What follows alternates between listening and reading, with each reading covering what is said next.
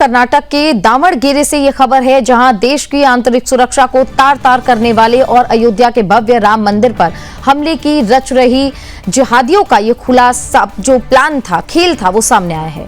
National investigation agency यानी कि NIA और एटीएस ने एक महा ऑपरेशन चला रहे इस खूंखार जिहादी नेटवर्क को ध्वस्त करते हुए बड़े आत्मघाती मंसूबे को पूरी तरीके से नाकाम कर दिया है।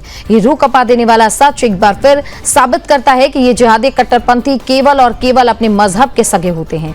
इन्हें न तो देश के कानून से कोई सरोकार है और न ही अपनी मातृभूमि से।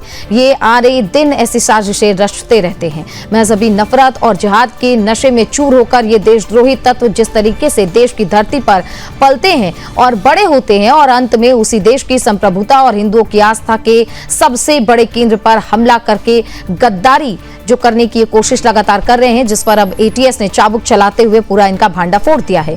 अब देखिए, जिस थाली में खाते हैं ये जिहादी, उसी थाली में छेद करने का घिनौना कुकर्म भी करते हैं। करोड़ों हिंदुओं की आस्था के केंद्र अयोध्या के भव्य राम मंदिर को बम से उड़ाने की एक बहुत बड़ी और आत्मघाती प्लानिंग कर चुकी ये जिहादियों की टीम अब पुलिस की गिरफ्त में है।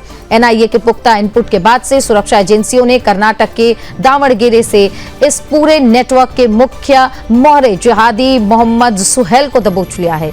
ये शातिर जिहादी मूल रूप से उत्तर प्रदेश के सहारनपुर जिले के गंगो का रहने वाला है। आपको याद होगा, बीते साल सितंबर अक्टूबर के दौरान सहारनपुर से एटीएस ने 2-3 और आतंकवादियों को गिरफ्तार किया था।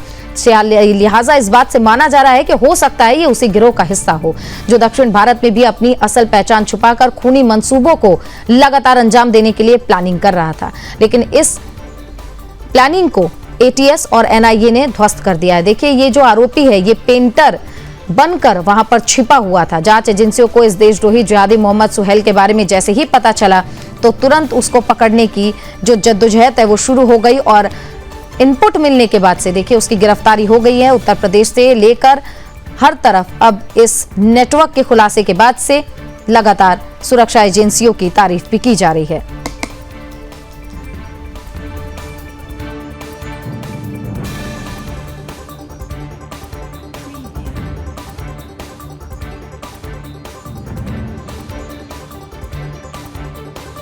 साजिश रची जा रही थी, वही भव्य राम मंदिर जो 500 सालों के लंबे इंतजार के बाद हिंदुओं ने अपनी सहिष्णुता दिखाई, इंतजार किया। कोर्ट से जब आदेश हुआ तब जाकर ये मंदिर बना, लेकिन इन जिहादियों ने उसे भी दहलाने की साजिश रचनी शुरू कर दी। लेकिन एनआईए और एटीएस की संयुक्त कार्रवाई के दौरान इस जिहादी को दबोच लिया गया है। अब इससे पूछताछ की जा रही है और आगे पता किया जा रहा है कि क्या इनके प्लान में शामिल था, कहां-कहां पर धमाका करना था और पूरे धमाके की पटकथा क्या थी।